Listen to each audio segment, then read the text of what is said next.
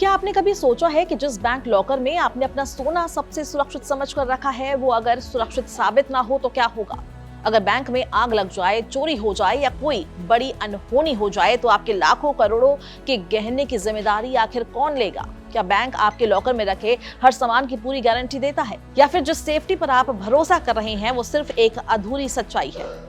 अगर आपके पास bank locker है या आप लेने की सोच रहे हैं तो ये जानकारी आपके लिए बेहद जरूरी है। आज के समय में सोना सिर्फ गहना नहीं रहा, बल्कि एक मजबूत निवेश बन चुका है। इसकी कीमतें लगातार बढ़ रही है और यही वजह है कि लोग इसे संभाल कर रखने के लिए अलग अलग तरीके अपनाते हैं। कोई इसे घर में रखता है, कोई बैंक में जमा करता है और बड़ी संख्या में लोग बैंक लॉकर को सबसे सुरक्षित विकल्प मानते हैं। बैंक की मजबूत सुरक्षा व्यवस्था देखकर लोगों को लगता है कि अब उनका सोना पूरी तरह से सुरक्षित है। सीसीटीवी कैमरे, security guard, double lock system और सीमित एक्सेस जैसी सुविधाएं इस भरोसे को और मजबूत कर देती है। लेकिन असली सवाल यहीं से शुरू होता है कि क्या बैंक वाकई आपके लॉकर में रखे सामान की पूरी जिम्मेदारी लेता है? इसका जवाब उतना सीधा नहीं है जितना लोग समझते हैं। भारतीय रिजर्व बैंक यानी कि आरबीआई के नियमों के अनुसार बैंक लॉकर में रखे सामान की जिम्मेदारी सीमित होती है। अगर किसी कारण से लॉकर में रखी चीजों को नुकसान होता है, जैसे आग लगना, चोरी होना या बैंक की सीधी लापरवाही, तभी बैंक कुछ हद तक जिम्मेदार माना जाता है। ये जिम्मेदारी भी पूरी नहीं होती, बल्कि एक तय सीमा तक होती है, जो आमतौर पर लॉकर के सालाना किराए के लगभग 100 गुना तक मानी जाती है। इसका मतलब ये है कि अगर आपका नुकसान बहुत बड़ा है तो बैंक पूरी भरपाई नहीं करेगा। लोग अक्सर ये मान लेते हैं कि लॉकर में सामान रखने का मतलब है 100% सुरक्षा और 100% गारंटी, लेकिन असलियत इससे अलग है। बैंक को ये भी नहीं पता होता कि आपके लॉकर के अंदर क्या रखा है, इसलिए वो सामान का बीमा अपने आप नहीं करता है। यही सबसे बड़ा पॉइंट है जिसे ज्यादातर लोग नजरअंदाज कर देते हैं। लॉकर में सुरक्षा के लिए बैंक की तरफ से कई इंतजाम जरूर होते हैं। डबल की सिस्टम, सीसीटीवी निगरानी, एंट्री रिकॉर्ड और सीमित एक्सेस जैसी व्यवस्थाएं सुरक्षा को मजबूत बनाती है। लेकिन इसके बावजूद हर स्थिति में बैंक जिम्मेदार नहीं होता।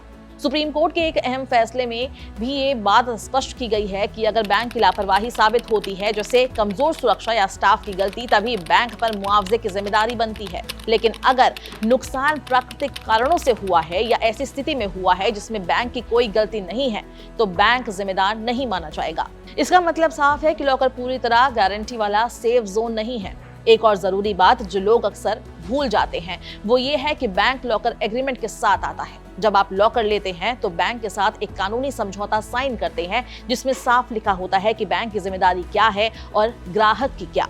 इस एग्रीमेंट में ये भी नियम होते हैं कि लॉकर का उपयोग कैसे करना है, समय पर किराया कैसे देना है और किन शर्तों का पालन जरूरी है। अगर ग्राहक इन नियमों का पालन नहीं करता तो बैंक उसके लॉकर को लेकर कार्रवाई भी कर सकता है। हालांकि बैंक बिना सही प्रक्रिया और नोटिस के लॉकर को नहीं तोड़ सकता, लेकिन नियमों का उल्लंघन होने पर अधिकार सीमित हो जाते हैं।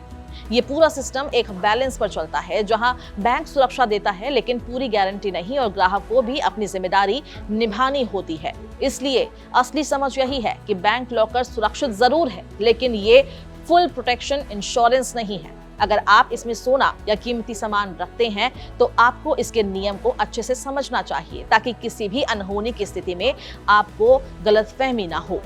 कई लोग सिर्फ भरोसे के आधार पर अपना पूरा कीमती सामान लॉकर में रख देते हैं, लेकिन सही जानकारी ना होने के बाद बड़ा नुकसान भी हो सकता है।